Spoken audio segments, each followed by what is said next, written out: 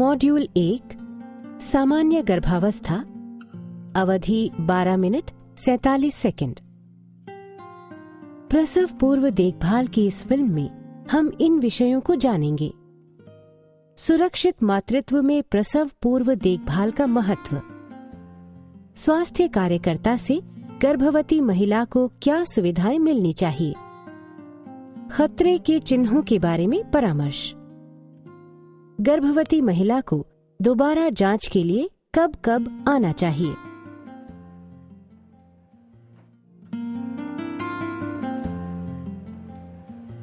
गर्भवती स्त्री की नियमित जांच को प्रसव पूर्व देखभाल कहते हैं।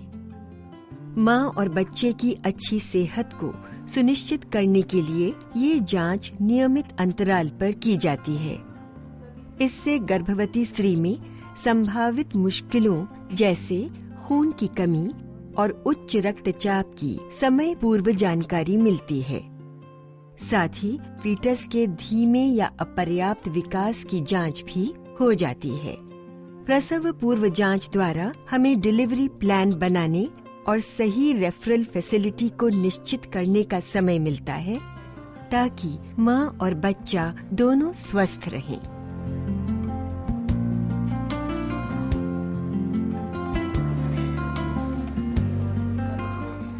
गर्भावस्था के दौरान महिलाओं को मनोवैज्ञानिक मदद की भी जरूरत होती है। आपका नाम क्या है? ज्योति। पहला बच्चा है? प्रसव पूर्व जांच के दौरान प्रत्येक गर्भवती महिला से दोस्ताना व्यवहार रखें। उसकी बातों और परेशानियों को ध्यान से सुनें। अभी कोई परेशानी है आपको? कोई तकलीफ नहीं है? इसके बाद महिला से उसकी आखिरी माहवारी या LMP के बारे में पूछें। याद रखें कि ये उसकी आखिरी माहवारी का पहला दिन है। अगर उसे याद न आ रहा हो तो मुख्य त्योहार या उसकी अंतिम प्रसव पूर्व जांच की तिथि बताकर उसे उसकी LMP याद दिलाने में मदद करें। LMP जांच के समय भ्रूण की आयु यानी जेस्टेशनल एज और अपेक्षित जन्म की तारीख यानी EDD निकालने के लिए प्रयोग की जाती है। सामान्य मासिक चक्र वाली महिला के लिए इसका साधारण सा फॉर्मूला है EDD = LMP + 9 महीने + 7 दिन। उदाहरण के लिए, यदि किसी महिला की LMP 1 जनवरी है तो उसकी EDD 1 अक्टूबर + 7 दिन यानी 8 अक्टूबर होगी। गर्भवती स्त्री से उसके प्रसूति संबंधी इतिहास की जानकारी लें। कोई कच्चा बच्चा गिरा तो नहीं है? अभी ये पहला बच्चा है ना आपका? अच्छा, इससे पहले कोई तकलीफ नहीं हुई? अगर महिला इससे पहले भी गर्भ धारण कर चुकी हो तो पिछले गर्भ के दौरान APH, eclampsia, PPH, obstructed labour और सिजेरियन सेक्शन की भी जानकारी लें।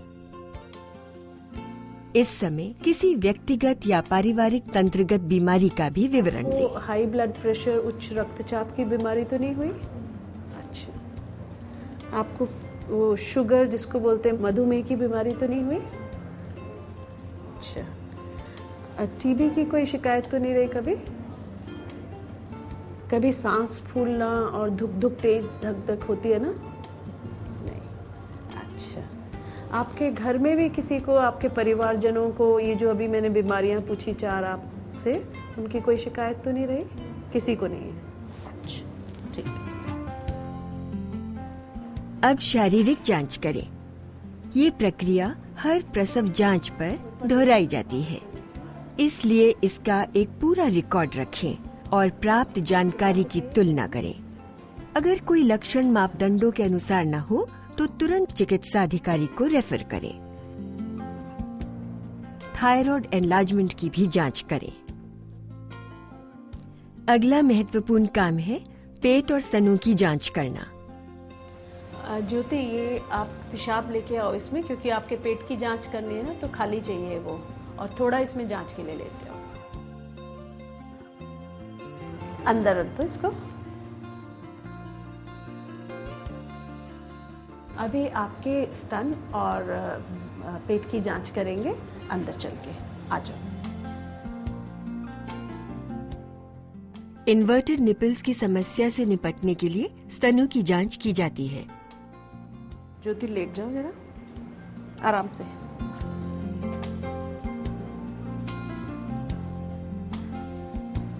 पेट की जांच करना है तो थोड़ा कपड़ा ऊपर करूंगी। अब आप तैयार हैं भ्रूण की ऊंचाई यानी फंडल हाइट द्वारा जेस्टेशनल एज का पता लगाने के लिए। अब हम फंडल हाइट नापने के लिए तैयार हैं। इसके लिए सबसे महत्वपूर्ण बात है कि जो लाइन अम्बलाइकस से गुजरती है वहाँ पे हम 24 हफ्ते लेके चलते हैं और अम्बलाइकस से लेकर सिम्फिसिस प्यूबिस तक के हिस्से को हमने 3 बराबर भागों में बांटना है। जैसे कि एक हिस्सा, ये दूसरा हिस्सा और तीसरा हमारा सिम्फिसिस प्यूबिस पे है। सो 1, 2, 3 हिस्सों में बराबर में बांटा। इसी तरह हम अम्बलाइकस से लेके जिफिस स्टर्नम तक के भाग को 3 बराबर हिस्सों में बांटते हैं। ये एक हिस्सा, दूसरा हिस्सा और ये तीसरा हिस्सा। अब हम कहाँ पे कितने हफ्ते हुए वो देखते हैं। 24 हफ्ते हुए जहाँ पे अम्बलाइकस है। सिम्फिसिस प्यूबिस पे देखें 12 हफ्ते, अगले वाले लाइन पे हमारे 16 हफ्ते, उसके अगली लाइन पे 20 हफ्ते और फिर से आ गया वो 24 हफ्ते और पहला भाग जो ऊपर की तरफ है ये 28 हफ्ते, ये 32 हफ्ते और उसके बाद 36 हफ्ते।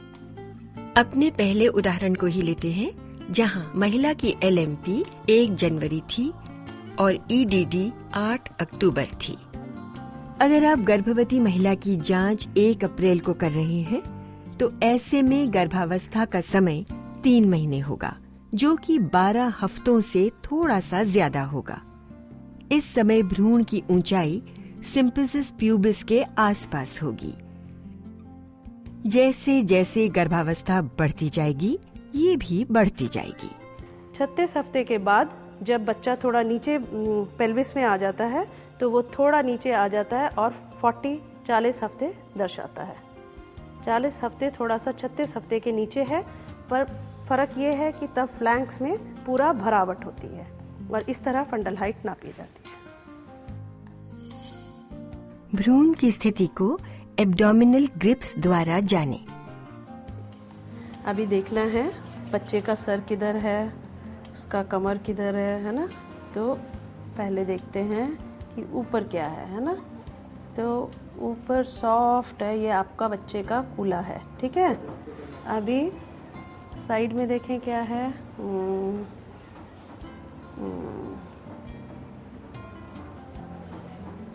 इस तरफ बच्चे के पैर हैं, इस तरफ इसका बैक है, कमर, और इधर उसका कूल्हे हैं, ठीक है। और सर नीचे की तरफ है, ठीक है।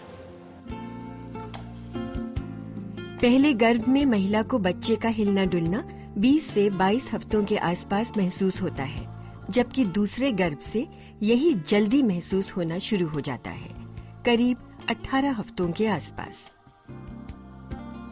ज्योति, तुम्हारे बच्चे की धड़कन देख लेते हैं।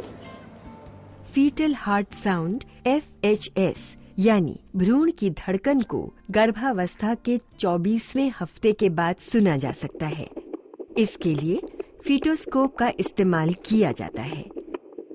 यदि फीटल हार्ट रेट यानी FHR प्रति मिनट 120 से कम या 160 से ज्यादा है तो तुरंत चिकित्सा अधिकारी को रेफर करें। अंत में शुगर और प्रोटीन के लिए पेशाब की जांच तथा हीमोग्लोबिन के लिए खून की जांच कर लें। अच्छा, जाने से पहले एक बहुत जरूरी परामर्श देना रह गया। प्रसव जांच के दौरान गर्भवती महिला और उसके परिवार के सदस्यों को सही परामर्श देना बहुत जरूरी है। ये आहार का महत्व और बढ़ जाता है और आपको, जैसे पहले ये 3 बार खाती थी, आप 3 बार खाते थे पहले, अभी आप ऐसे समझें कि आपको उससे ज़्यादा 1 बार और 4 बार खाना है। जैसे कि ये सुबह आपने खाया, फिर दोपहर को खाया, फिर शाम के वक्त में 4 बजे, फिर रात का भोजन खाया, और इसके बीच में भी आपको जैसे भुने हुए चने, मूंगफली, ये वाली चीज़ें आप बीच में भी खाते रहें। गर्भावस्था के दौरान आराम बहुत ज़रूरी है, इसमें आप भी इनकी मदद करेंगे। तो ये आराम 2 घंटे दिन में बहुत ज़रूरी है कि वो आराम करें, और रात को 8 घंटे। गर्भावस्था में 4 बार दिखाने आएँ और 2 टीटी की खुराक, 2 इंजेक्शन टीटी के जो लगते हैं इस दौरान वो लगवाएं। और आपकी जो बाकी जांच होती है, जैसे कि आपका रक्तचाप देखा जाता है, ब्लड प्रेशर चेक होता है, और ये आयरन फोलिक एसिड की 100 कम से कम गोलियां लें। एक और चीज़ आपको बताना चाहती हूँ, गर्भावस्था के दौरान खतरे के लक्षण लगातार सर में दर्द होना या आंखों के सामने अंधेरा छा जाना, उस स्थिति में तुरंत अस्पताल आएँ। खून जाना गर्भावस्था के दौरान, आपको पेट में दर्द होना, और अगर आपको झटके आते हैं गर्भावस्था के दौरान तो आपको तुरंत अस्पताल आना है। संस्थागत प्रसव ही सुरक्षित प्रसव होता है। इसके लिए आपको पहले से तय करके रखना है कि कौन से अस्पताल में डिलीवरी कराएंगे, और वहां पहुंचने के लिए एम्बुलेंस का नंबर या ड्राइवर का नंबर अपने पास रखें। जब आपका बच्चा पैदा हो जाएगा उसके बाद आपको स्तनपान उसको ज़रूर कराना है। स्तनपान का बहुत महत्व है, वो बहुत सारी बीमारियों से आपके बच्चे को बचाता है। और आप जितनी जल्दी दूध पिलाएंगी, 1 घंटे के अंदर अंदर दूध पिलाने से बच्चा दूध पीना बहुत अच्छा सीख जाता है। तो स्तनपान बहुत ज़रूरी है, वो आपके बच्चे को बहुत रोगों से बचाता है।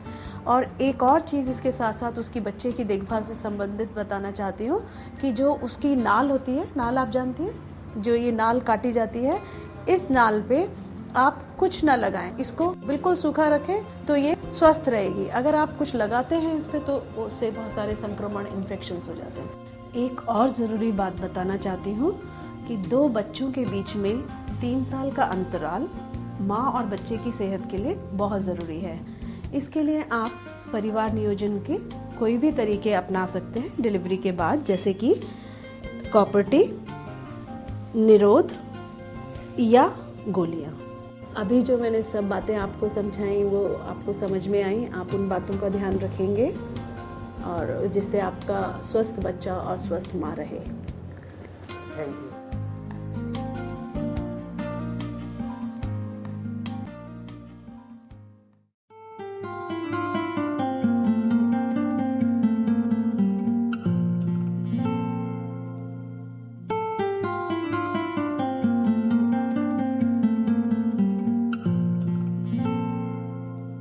अभी तक फिल्म में हमने जो देखा, आइए उस पर चर्चा करें। आपके प्रशिक्षक इसमें आपकी मदद करेंगे।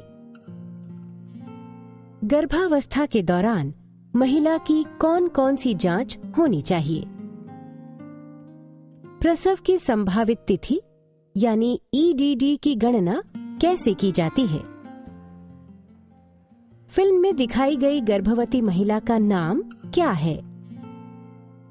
पेट की जांच द्वारा हमें क्या जानकारी मिलती है? गर्भावस्था की अवधि व गर्भाशय की ऊंचाई में क्या संबंध है? गर्भावस्था के दौरान किन विषयों पर परामर्श देनी चाहिए?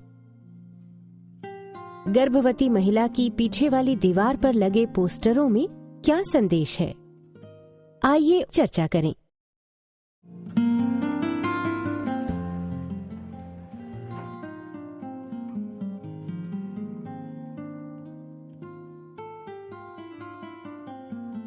आइए इस फिल्म के मुख्य संदेशों को दोहराएं। प्रसव की संभावित तिथि की जानकारी परिवार को प्रसव की तैयारी करने में सहायता करती है। अच्छी हिस्ट्री बेहतर गर्भावस्था देखभाल के लिए महत्वपूर्ण है। पेट की जांच से गर्भस्थ शिशु की स्थिति एवं बढ़त पर निगरानी रखी जा सकती है। गर्भावस्था से जुड़े मुद्दों पर परामर्श से महिला अपनी देखभाल बेहतर कर सकती है।